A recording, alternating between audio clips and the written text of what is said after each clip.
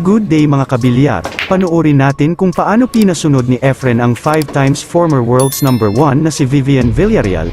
Makikita natin sa video na sa tuwing magsa-safe play si Efren tila hindi nakakakita ng magandang tira ang top 1 kaya sumasablay ito. Panoorin natin ang ilan sa mga safe play na nagpahirap sa world's number 1 at sa huli mga kabilyar panoorin ninyo may sinukat si Efren pero hindi kayo maniniwala.